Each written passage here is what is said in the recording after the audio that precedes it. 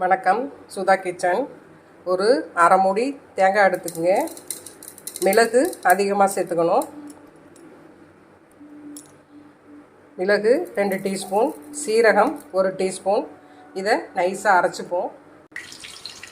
வானொலி அடுப்பில் வச்சு ஃபஸ்ட்டு கொஞ்சம் எண்ணெய் விட்டுப்போம். எண்ணெய் காஞ்ச உடனே நான் மசாலா தூள்லாம் நுணுக்கி வச்சுருக்கேன், அதை போட்டு பொரிய விட்டுப்போம். அது பொரிஞ்ச உடனே ஒரு 2 பல்லாரி வெங்காயம், அதோட கொஞ்சம் கருவேப்பிலையை போட்டு நல்லா வதக்கிப்போம். வெங்காயம் வதங்கும் போது தேவையான உப்பு சேர்த்துக்குங்க. வெங்காயம் நல்லா செவந்து வந்தோடனே ஒரு 3 தக்காளி அரிஞ்சு வச்சுருக்கேன், அதை இதில் சேர்த்துப்போம். தக்காளி நல்லா வதங்கிறதுக்கு இஞ்சி பூண்டு சேர்த்துப்போம். இஞ்சி பூண்டை பேஸ்ட்டை போட்டு நல்லா சுருளை குழைவா வதக்கிப்போம். தக்காளி நல்லா மசிஞ்சு வந்துருச்சு. இதில் கொஞ்சம் மஞ்சத்தூள், கொஞ்சம் பெருங்காயத்தூள் சேர்த்துப்போம். அடுப்பை மீடியத்தில் வச்சுக்கிட்டு நம்ம ஏற்கனவே தேங்காயில் 2 ஸ்பூன் மிளகு வச்சு அரைச்சிருக்கோம்.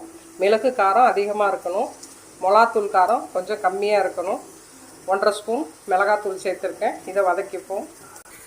மீடியத்திலே நல்லா வதக்கி பச்சை வாசமெல்லாம் போன உடனே நான் ஒரு 400 கிராம் சிக்கனும் ஒரு 100 கிராம் ஈரலும் எடுத்திருக்கேன். அதை இதில் போட்டு பெரட்டுவோம்.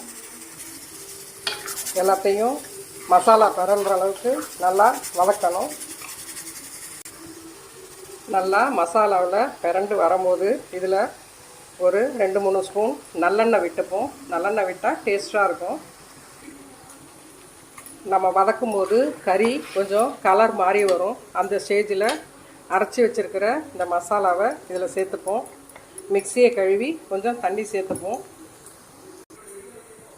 மிக்சியை கழுவி தண்ணி விட்டு எல்லாத்தையும் நல்லா கரைச்சி விட்டு உப்பு பார்த்துட்டு ஒரு தட்டு போட்டு மூடி வைப்போம்.